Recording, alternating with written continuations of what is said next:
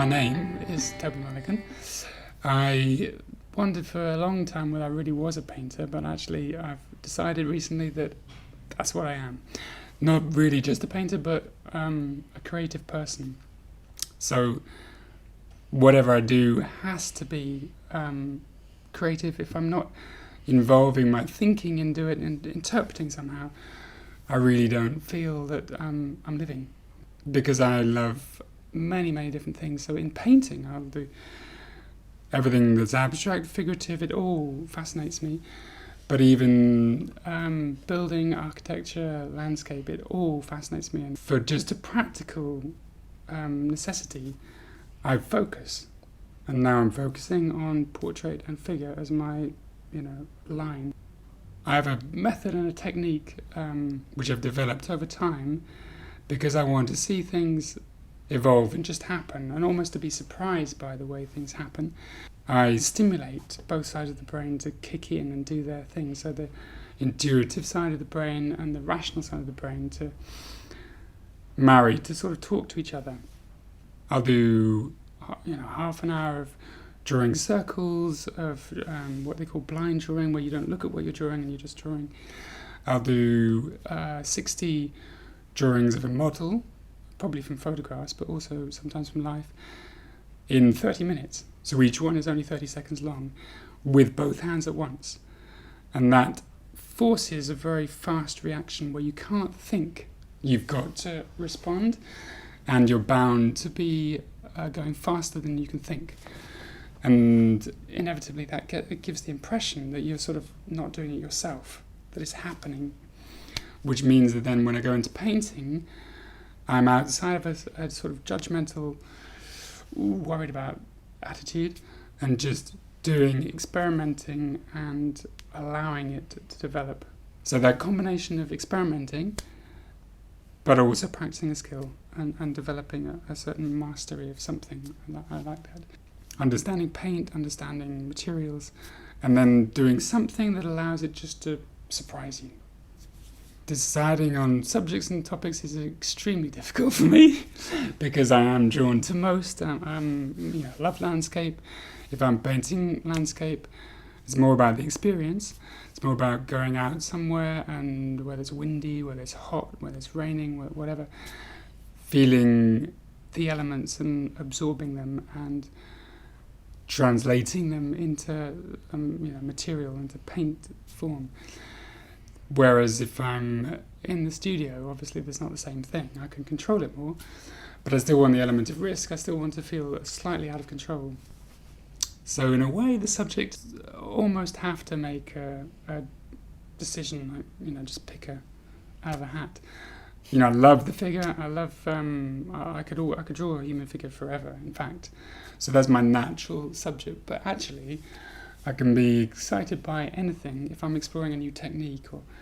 So really the subject is very, very open. I make a decision to limit it because otherwise it's just massive and then everything is good to draw.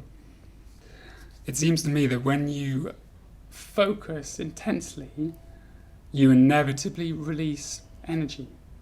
It's as though you're coiling a spring and then it uncoils, and that intense contraction, which is concentration, is bound to have its opposite, which is huge release.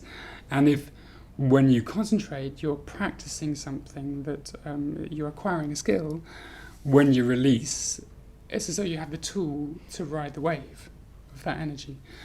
So that's why I develop this kind of practice where I'll practice things like drawing circles, so that when I have the energy, which you can feel coming, you can feel that sort of, I've got to do something because this is, I'm too bound up with this thing that I've been focusing on. You've got that manual dexterity and coordination to then fly with it, and that's really what I want to do. One of the things I often wondered was why it was that when I closed my eyes, I saw black, nothing. And I just think, as a painter, you should be able to see stuff. You should be able to, visualize. And I've always had a real problem with visualizing. I really can't do it. I can sometimes hear music. If I really work hard, I can sort of feel stuff. But actually, what happens is that when I'm working with my hands, things appear. things evolve, things happen, but I don't know what I'm going to do. I don't know how it's going to happen. So I've eventually given up the whole idea of trying to see things in my head, and just develop this connection, which you could call, coordination, or whatever, with the eye and the hand and the mind, that allows whatever it is that's unseen to me to come out and take form. So it's something I practice, probably because partly because I can't see stuff in my mind. Maybe, I don't know, I have to use it to my advantage. It's very liberating to be in the unknown, and to feel that you have the tools to react to whatever's coming at you. So that's part of what I'm doing, is to really develop the skills to react to what life throws at me, or what I am feeling from within. Not to know, but to be able to respond instantly to what's happening. So if I'm drawing somebody, one of the advantages of not being trained, because I wasn't trained, is that I have no preconceptions.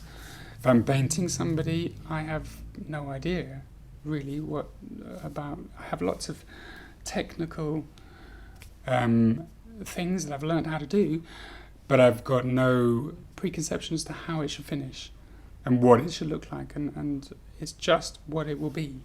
So I've done lots of colour theory, I've done anatomy studies, all of my own volition, and perspective, and endless drawing and observation. But when it comes to doing it, all I've got is the ability to respond. So one of the problems I think I've had is knowing when paintings are finished.